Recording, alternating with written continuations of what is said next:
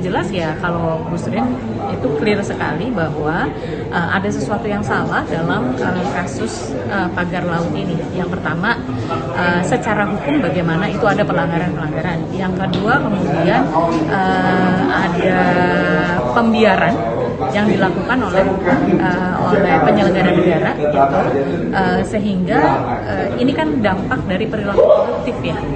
Perilaku koruptif itu kan bukan hanya saya dapat duit berapa dari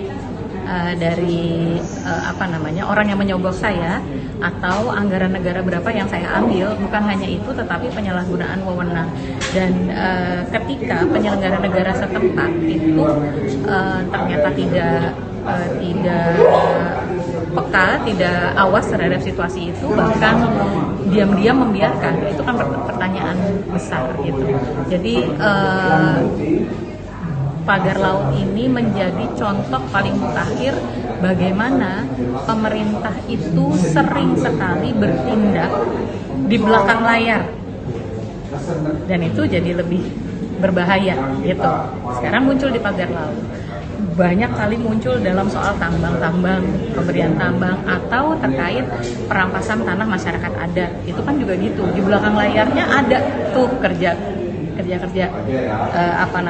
intimidasi dalam tanda kutip ya kepada rakyat gitu. Itu yang saya temukan dari pengalaman pendampingan ke masyarakat ya,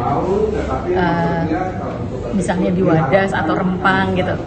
Nah, tetapi juga yang harus dicatat adalah saya belum membaca setidaknya apakah kepolisian sudah mulai melakukan investigasi penyelidikan atau sudah mulai memberi atensi yang dilihat oleh teman-teman media atau belum gitu terkait dengan pagar laut ini. Kalau belum, pertanyaannya mengapa belum?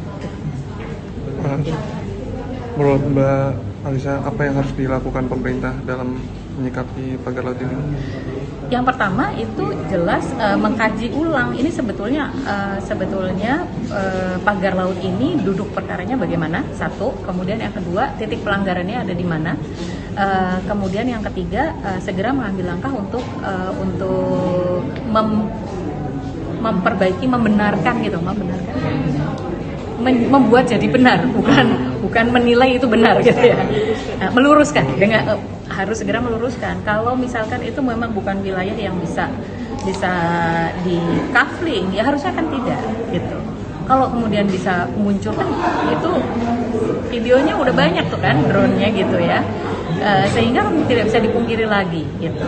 Nah, moga-moga urusan pagar laut ini jadi pelajaran kita untuk yang lain-lainnya gitu, bukan hanya urusan pagar lautnya gitu. Tapi yang jelas ini harus segera diurai sih menurut saya. Mbak, ini kan semua pihak lempar-lemparan.